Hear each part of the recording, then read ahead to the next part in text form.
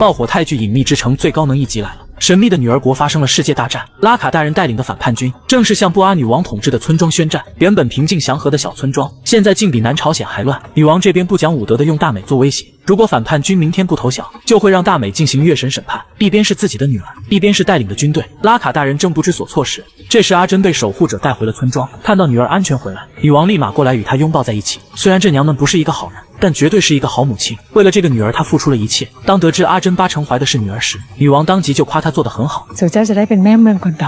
此时治疗师拿出了净化解药，喝下它就会忘记外面所发生的一切。可阿珍却反问母亲拉卡大人为什么被处决，大美又为什么被抓起来？女王表示他们是违反了村规，所以要索母女神惩罚两人。随即阿珍表示只要放了大美，他就喝下净化解药。没想到女王当即就同意了他的请求，但转身就换了一副脸色，显然他并不准备放了大美。然而阿珍想要弄清事情真相，竟事先吃了催吐的草药，这样他就不会忘记从前的记忆。接着阿珍偷偷来到了地牢里，大美看到他回来很开心，可因为双方母亲的恩怨，两人已经不会像从前一样要好。另一边，拉卡大人经过一夜的思考，他最终下了一个艰难的决定，不会向卑鄙的女王妥协，因为自己现在不仅是一个母亲，而且是反叛军的首领，他要带着一群底层的奴隶走向光明。阿伟很激动，他不敢相信母亲会放弃女儿，所以打算自己去救出大美。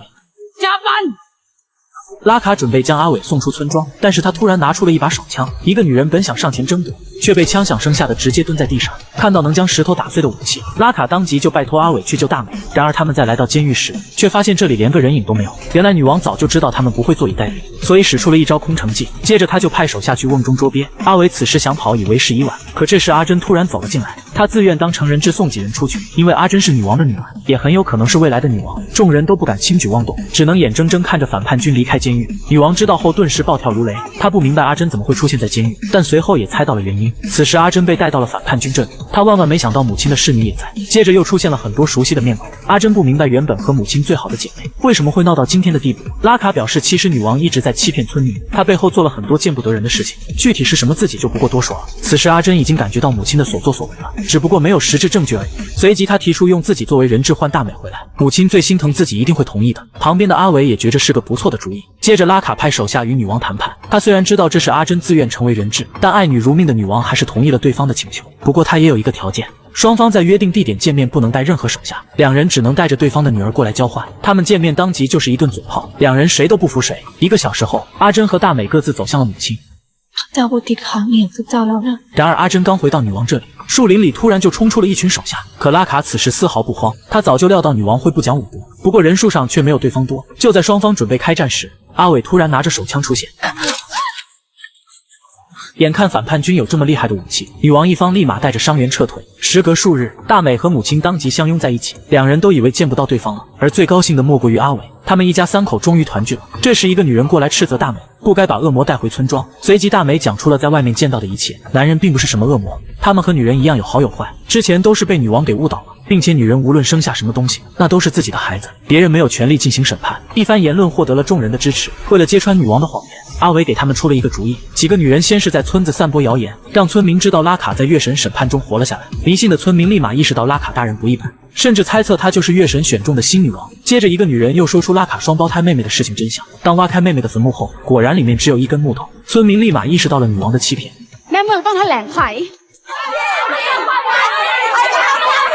他们纷纷上前找他索要说法，村子里瞬间就炸开了锅。然而女王却丝毫不慌，她提出对自己进行月神审判，全村人负责监督，如果自己死在审判里，那就证明他们说的都是事实，倘若自己没是谎言，就会不攻自破。女王很快被绑在了山谷的木桩上，准备进行月神审判。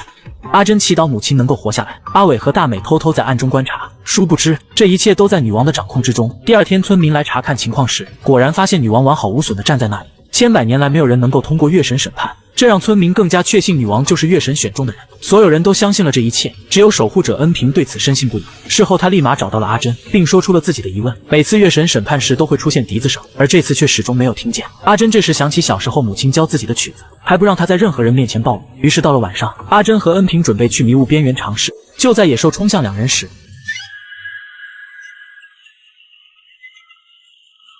一群野兽突然就退了回去，阿珍顿时心灰意冷。原来母亲用笛声可以控制这些野兽，看来拉卡大人说的对，女王一直有不为人知的秘密。幼稚的阿珍当即跑过去质问母亲。眼看野兽的事情暴露，女王和她讲起了关于村庄的故事。很久以前，这里和外面的世界一样，可有一天外面2个男人闯了进来，他们烧杀抢掠，奸淫妇女。幸好在祖先的奋力反抗下除掉了2人。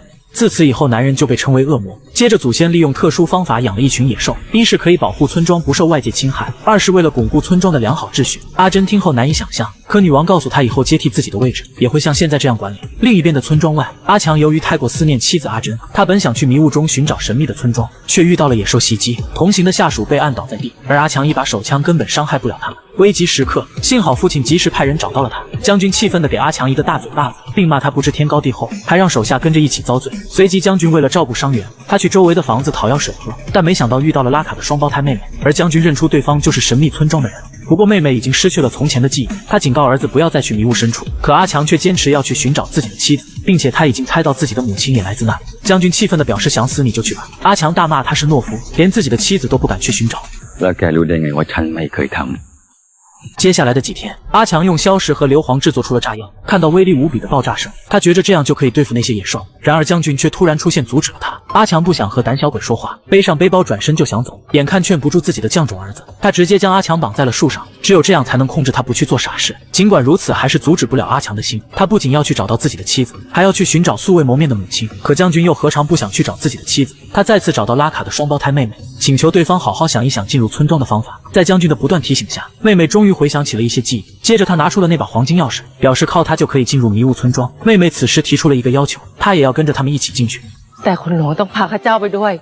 随即将军解开了阿强的绳子，然后告诉他明天准备进入迷雾村庄。与此同时，女王安插在反叛军的卧底向他汇报了他们的藏身地点。卧底提出带领部队去消灭他们，却遭到了女王的拒绝。他表示如果那样做就会失去民心，自己已经想到了瓦解他们的办法。紧接着女王召集全村百姓，她先是打了一波感情牌，随即表示有些奴隶误入歧途，现在她想给那些人一次机会，只要明天他们能够悬崖勒马，女王不但不会追究责任，而且还会摆脱奴隶的身份。人群中2个女人顿时心动，她们回去和众人说了这件事。与其东躲西藏3天饿9顿，不如回到女王的身边。当晚就有几个奴隶想要逃离，大美和阿伟及时出现阻止了他们。双方经过一顿争吵，女人和一个奴隶打了起来，2人打得难解难分，不分胜负。最后奴隶无意中撞到石头上，当场身亡。拉卡得知这一情况后，决定放几人回去，与其留在这里动摇军心，还不如放走。卧底当即汇报了反叛军的情况，女王对此很是满意。殊不知阿珍偷偷听到了2人的对话。到了第2天，女王早就准备迎接投降的奴隶，而反叛军这边也已经做好了战斗的准备。可就在这时，原本走了的奴隶却突然返了回来，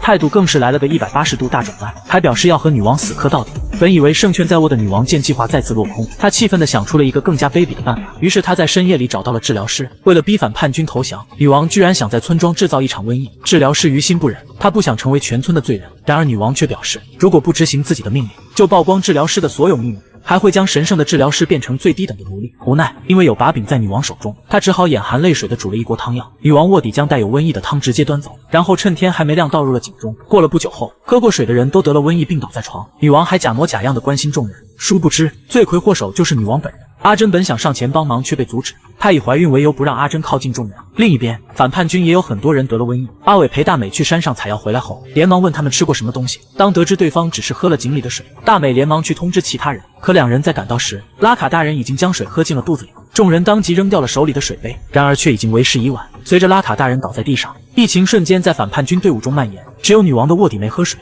他连忙回去汇报这里的情况。到了晚上，阿伟煮了一锅能缓解病情的汤药，没得瘟疫的人照顾着病人。卧底为了不引起怀疑，他偷偷将老干妈抹在嘴唇上。虽然众人都喝下了汤药，但也只能暂时缓解。这时一个女人崩溃了，她认为这是索姆女神对他们的惩罚。与此同时，女王在假仁假义地给村民发药，众人都对她感恩涕零。典狱长告诉他们，都是因为反叛军才会受到索姆女神的惩罚。女王此计不仅得了民心，还把这场灾难嫁祸给反叛军。当得知反叛军那边已经接近极限，女王露出了极其猥琐的笑容。过了几天后，因为疫情迟迟得不到缓解，反叛军这边已经山穷水尽。拉卡最终艰难地下了一个决定，他让所有人去找女王投降，只有这样才能活下去，而自己则选择留在这里等死。拉卡知道女王无论如何也不会放过他。